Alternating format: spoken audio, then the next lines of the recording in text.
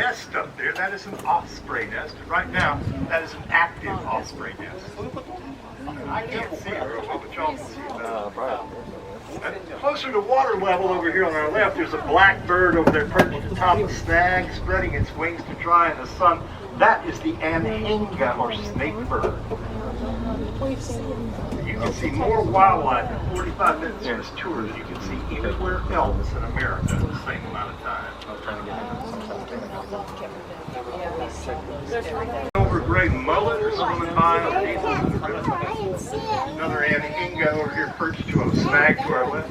Out in the middle of the river, there's some huge black freshwater turtles out there perched on a stump. A little further downriver, out in the middle of the river on the left, an old cypress tree has fallen over. And there's a big cluster of Swanee cooter. Those big turtles are called Swanee cooter, perched up there on its side. Big gator. Sorry, he is really hard to see, but I wanted to show you guys probably the biggest gator in the park. Here's a small gator. Here's a little big guy. Perched on this snag to our right, almost at the bank, is a juvenile gator about No. I saw that. Now, if you look closely at that alligator, you will notice something curious. It's a big boy. Three of them. One over here too. Right here's about a 6 footer. The guy over here is only about 4.5, maybe 5 feet. See some garfish over there. Now, in this part of the river, you can see a variety of fish. There's saltwater fish in here, including sheephead. You will see speckled trout, sand trout, and gray trout in here. There was like they say that was like this. It's like redfish. A grassy meadow. That looks like a cool place to set up a tent, maybe. And the Indians thought so. According to our archaeologists who have been at work over here, that meadow over there was an Indian village for hundreds of years. Yep, we got manatee in the hot tub. Look right you up there. They're hard to spot.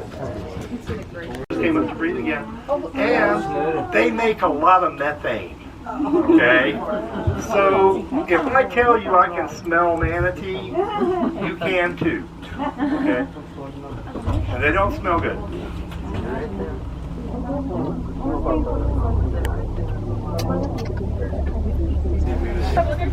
That was the baby.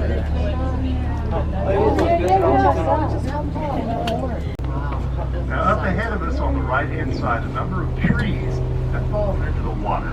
This makes a good place for turtles to climb out and sunbathe. If you look over here to the right, you will see a pretty good variety of sunbathing turtles.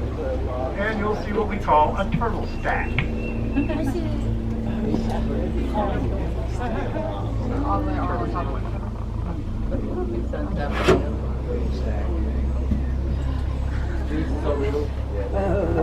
It's very, very popular with mama. This bird on our right here is a female anhinga. This is the lady snake bird. It's really hard to see, but I've been feeding in the marsh, and she is now raising a crop of babies. I don't see any of them out when we can see them, though. She's picked a well-camouflaged spot to hide the kids. Like I said, mother alligators are very, very maternal. We'll look after their babies. Yes, that.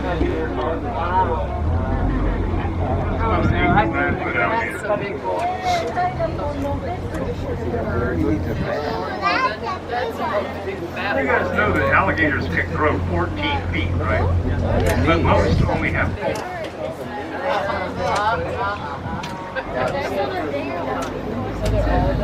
You guys are lucky. I don't use that joke often. He said most of the alligators grow 14 feet. He said that ours just grow 4. No. Just appearing from underwater.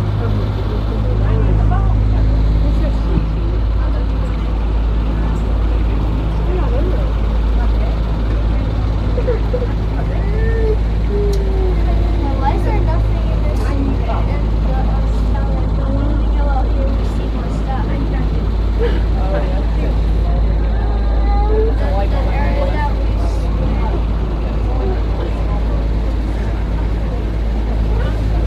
What are you doing? They can show up? Yeah, the robotic. I don't think I got it.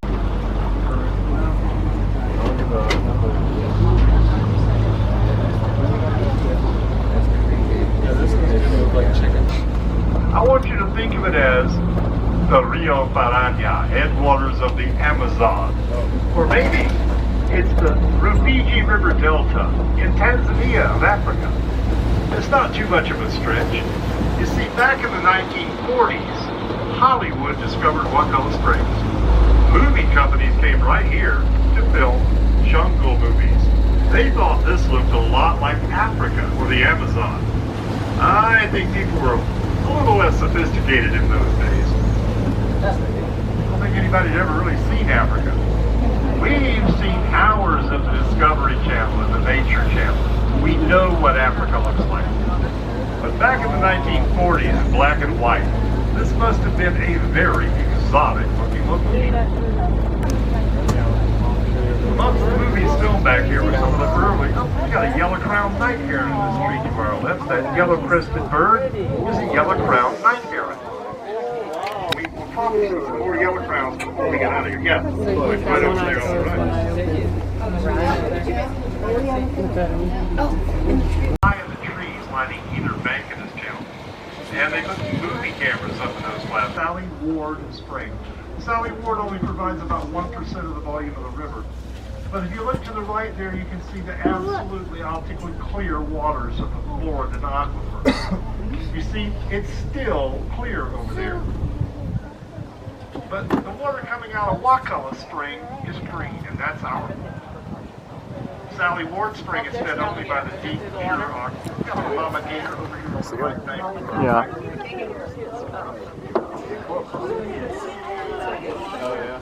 Wakulla Spring is fed by several local aquifer. Oh, yes. Our problem is that runoff is getting into this spring. Our farms, our communities, our shopping centers.